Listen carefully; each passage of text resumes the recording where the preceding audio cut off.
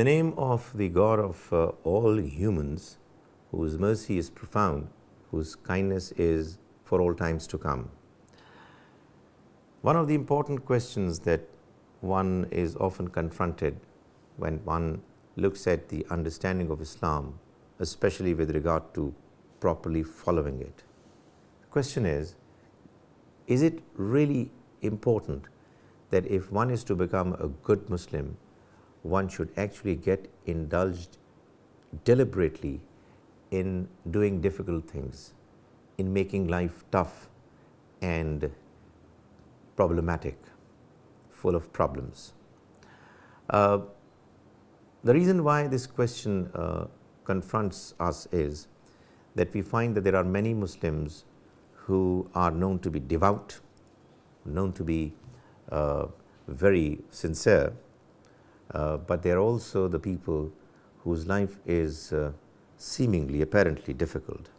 Of course, when you talk to them, they tell you that they are enjoying every bit of it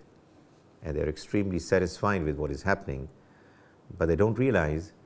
that what they are doing is actually causing others not to come close to Islam, because normal people find it extremely difficult and discouraging that in order for one to come close to God, one really has to make life miserable and not possible for normal people to practice. Why has this concept emerged? Well, there have been many people in the history of the Muslims who have been acknowledged as spiritually extremely deep and therefore worthy of emulation, who had their lives fashioned in a manner that they were always in difficulty, eating less, choosing poverty intentionally, doing things which were difficult, sleeping less, getting up very early for prayers, fasting almost all throughout the year, and so on and so forth.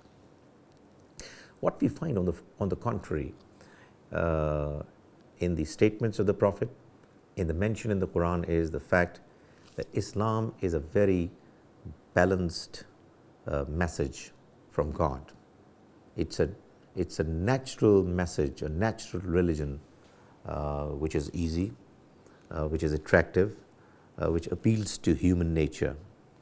The Almighty mentions, while talking about the injunctions on fasting, that He has allowed you not to fast if you are unwell or if you are on a journey, and then goes on to clarify,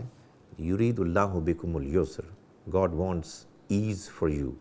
wala yuridu bikumul usr, He doesn't want difficulty for you.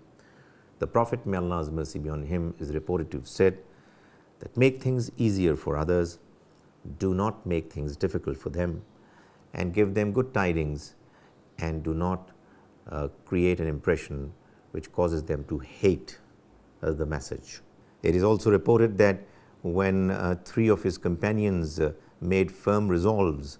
to pursue worshipping God through various different means in a more strict and stringent manner, the Prophet, may Allah's mercy be on him, was extremely upset, and he called all those three individuals and informed them that he was more God-fearing than all three of them, and he would pray as well as rest, would fast as well as spend days without fasting,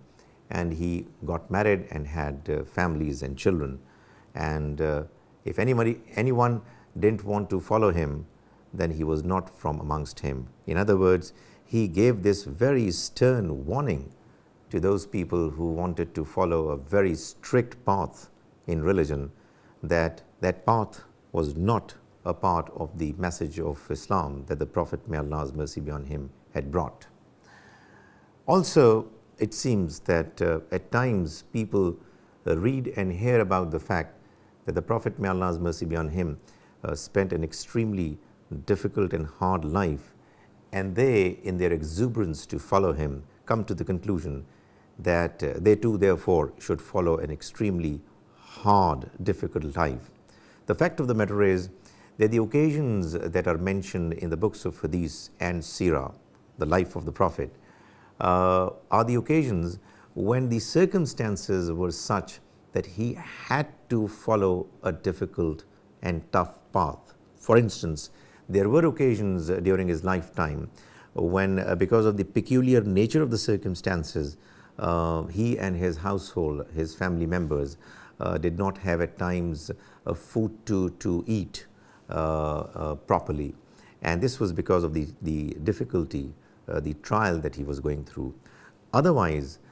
it is mentioned clearly in the Quran that the best people in the eyes of God, Ibadur Rahman, the way it is mentioned in Surah Al-Furqan, which is the 25th surah of the Quran, in the last passage of it. Ibadur Rahman are the people who, iza anfaqu, when they spend, lam yusrifu wa lam yaqturu, they do not go beyond limits, nor are they extremely miser and niggardly in their approach. Wa kana baina zalika qawama, they are the ones who adopt a midway path. And that midway path, which avoids both extremes, is the ideal path of Islam. It is the same path about which the Prophet, may Allah's mercy be on him, himself prayed that, "O God, give me the ability to follow that midway path, whether I am rich or poor, whether my circumstances are difficult or my circumstances are that of ease and comfort." May the Almighty enable us to follow the path of Islam, which is easy, which is possible for everybody to follow, and may He enable us to earn God's pleasure through following that path.